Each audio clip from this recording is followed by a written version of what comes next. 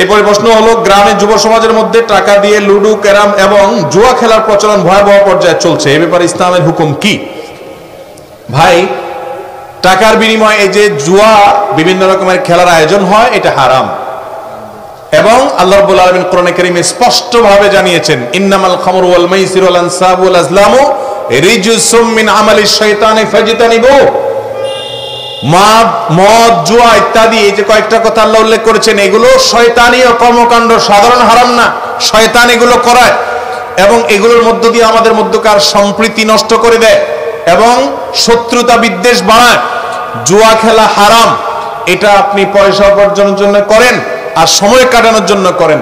অনেক যুবক আছে আমি জানি যে মসজিদে যায়, টুপি পরে, আবার দেখা যায় ক্যারাম বোর্ড খেলে টাকা দিয়ে, আবার তাস খেলে টাকা দিয়ে, আপনার বিভিন্ন জুয়া খেলে। মনে রাখবেন, এই জুয়া জাহেলি যুগের বদভ্যাস, যেটা মক্কার মুশরিকদের মধ্যে ছিল, এবং সেটার ব্যাপারে আল্লাহ তাআলা কোরআনে কারিমে আয়াত নাযিল করেছেন যেটা হারাম। অতএব এই হারাম কাজটা আল্লাহর ওয়াস্তে করবেন না, এটা পরিষ্কার হারাম এবং ভয়াবহ অপরাধ। অতএব জুয়ার উপার্জন হারাম, এটাকে মজা করে বিনোদনের ছলে করলেও সেটা হারাম হবে। এখন কথা হলো, আপনি তাইলে টাকা ছাড়া খেললে হালাল হবে কিনা? এর উত্তর হলো যে টাকা ছাড়া এমন খেলা খেলবেন যে খেলার শারীরিক কসরত আছে। একটা জিনিস খেয়াল করবেন, এই লুডো বলেন, তাস বলেন, ছোটবেলায় আমরাও খেলছি। তাস খেলি নাই কোনোদিন, লুডো খেলছি, না বুঝে খেলছি, বুঝি নাই। কিন্তু ভাইরা আমার, এই খেলাগুলো যারা খেলে, খেলার পর মানুষ বিষাদগ্রস্ত হয়, মাথা আরো ভার হয়ে যায়। আপনি একটু যায় ফুটবল খেলেন, আপনার 3/4 যেটাতে আপনার হাঁটু সহ ঢাকা পড়বে এরকম প্যান্ট পরে আপনি একটু খেলা খেলেন, টাকা পয়সার লেনদেন ছাড়া, কোনো হারাম কিছু ছাড়া, একটু ব্যায়ামের উদ্দেশ্যে খেলেন। আরো অন্য যে খেলাগুলো আছে সেগুলো খেলেন, ক্রিকেট খেলেন, যেগুলোতে হারামের কোনো ছোঁয়া নাই, টাকা নিচে প্যান্ট যাবে না এবং রান ইত্যাদি, সতর ইত্যাদি উন্মুক্ত থাকবে না, টাকা পয়সার লেনদেন হবে না, অশ্লীল কোনো কিছু থাকবে না, এরকম হারাম মুক্ত ভাবে শুধু শারীরিক কসরতের উদ্দেশ্যে আপনি সাঁতার প্রতিযোগিতা করেন।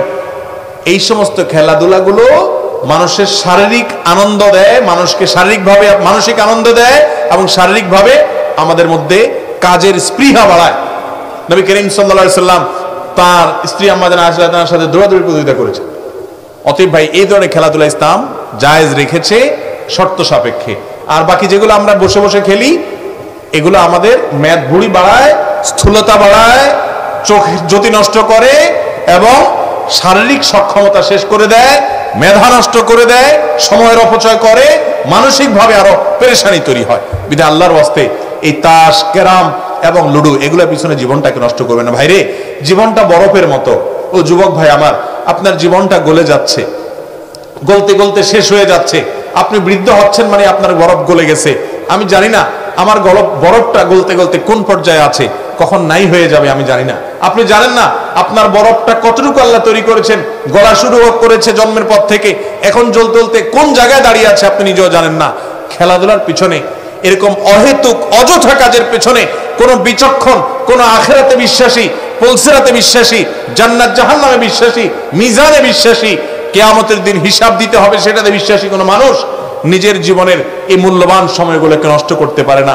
ভাইরা আমার, বিভিন্ন সময় বিভিন্ন আয়োজন আসে, বিশ্বকাপ ফুটবল হয়, বিশ্বকাপ ক্রিকেট হয়, এটা হয় সেটা হয়, কত শত ঘন্টা আমাদের নিয়ে যায়, আমাদের চোখের গুনাহ আমাদের দিয়ে করায়, আমাদের অন্তরের ইমানের চেতনাটাকে ভোঁতা করে দেয়, ধ্বংস করে দেয়। আমরা আমাদের জীবনের সময় নষ্ট করে ফেলি। সেদিন আসার আগে আসুন আফসোস করি, ফিরে আসি, যেদিন আক্ষেপ করে আর কোনো কাজে আসবে না।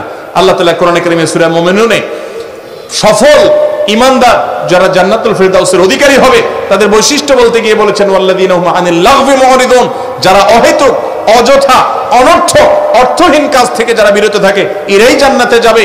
অতএব খেলাধুলার নেশায় মত্ত যুবক, খেলাধুলার নেশায় মত্ত মানুষ প্রত্যাশা বড় গলায় করতে পারে না। অতএব এই সমস্ত উন্মাদনা, এগুলো থেকে নিজেকে বাঁচাতে হবে। সব যুবকরা উন্মাদনায় গা ভাসায়, আপনি তো তাহলে সস্তা হয়ে গেলেন, ইউনিক এবং দামি। আপনাকে হতে হলে অবশ্যই স্রোতের বিপরীতে বিবেক বুদ্ধি খরচ করে চলা শিখতে হবে। অতএব এই সমস্ত তথাকথিত খেলাধুলার নামে সময় অপচয়, অর্থের অপচয়, বিবেকের অপচয়, এগুলো থেকে আমরা বেঁচে থাকার চেষ্টা করবো তো ইনশাআল্লাহ। আল্লাহ তাআলা আমাকে, আপনাকে, আমাদের সবাইকে শয়তানিয়া সভ্যতা গোটা দুনিয়াকে আজ ধ্বংসের দ্বার প্রান্তে নিয়ে যাচ্ছে।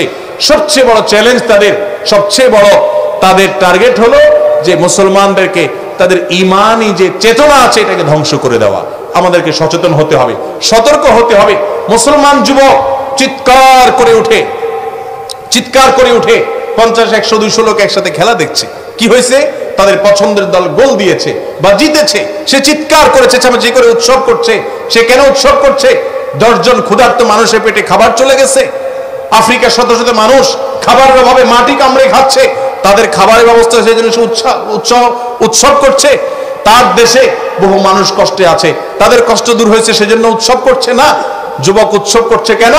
কোন দেশের কোন অমুসলিম, ভিন ধর্মী, ভিন দেশি কোন কাফের গোল দিয়েছে, সেজন্য মুসলমানের সন্তান চিৎকার করে উৎসব করছে।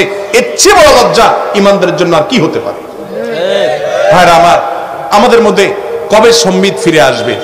মুসলমানের সন্তান, আখিরাতে বিশ্বাসী মানুষ কিভাবে কাজ করতে পারে? আল্লাহ আমাদেরকে বুঝার তৌফিক দান করুন।